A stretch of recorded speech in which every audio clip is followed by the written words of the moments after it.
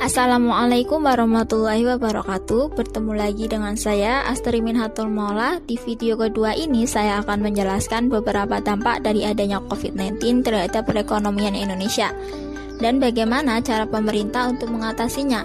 Langsung saja mari kita mulai ke pembahasannya. Dampak corona terhadap perekonomian Indonesia. COVID-19 telah membuat perekonomian dalam negeri kontraksi.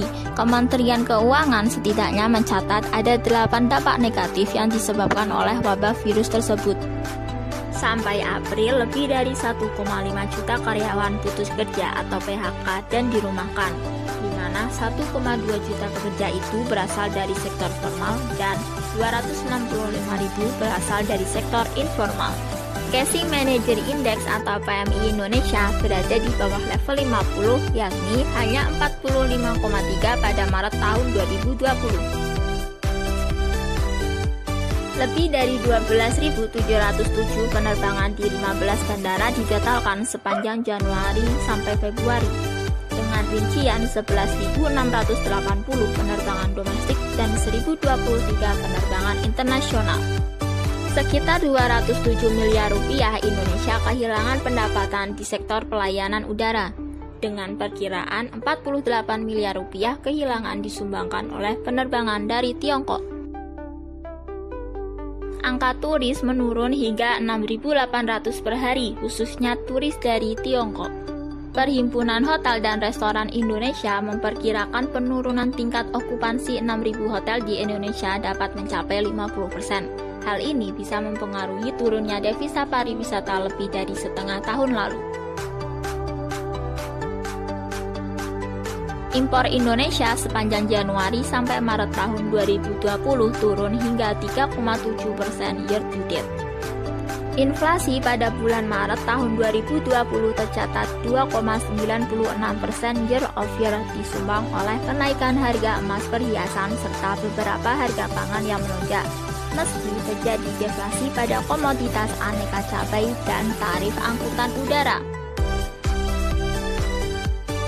Tiongkok merupakan kekuatan ekonomi dunia karena perannya sebagai konsumen utama serta penghasil barang dan jasa.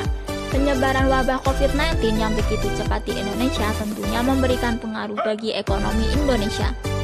Himbauan dari pemerintah tentang physical distancing, bekerja, belajar, dan beribadah dari rumah hingga larangan kegiatan yang menimbulkan kerumunan tentunya membuat roda ekonomi nyaris terhenti.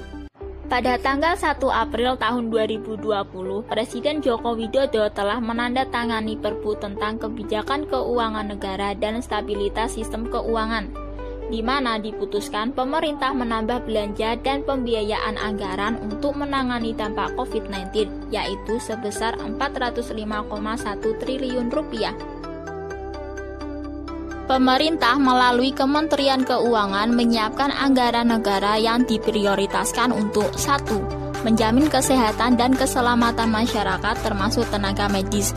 2. Memastikan perlindungan dan jaring pengaman sosial untuk masyarakat rentan. 3. Perlindungan terhadap dunia usaha. Total tambahan belanja dan pembiayaan APBN tahun 2020 untuk penanganan dampak COVID-19 sebesar 405,1 triliun rupiah terdiri dari 1. Bidang kesehatan sebanyak 75 triliun rupiah. 2. Perluasan jaring pengaman sosial sebanyak 110 triliun rupiah. 3. Dukungan industri untuk insentif perpajakan dan stimulus kur sebanyak 70,1 triliun rupiah. 4. Pembiayaan program pemulihan ekonomi nasional sebanyak 150 triliun rupiah. Sekian yang dapat saya sampaikan. Semoga bermanfaat. Jangan lupa untuk jaga kesehatan dan tetap berada di rumah. Jangan lupa untuk like, komen, dan subscribe. Wassalamualaikum warahmatullahi wabarakatuh.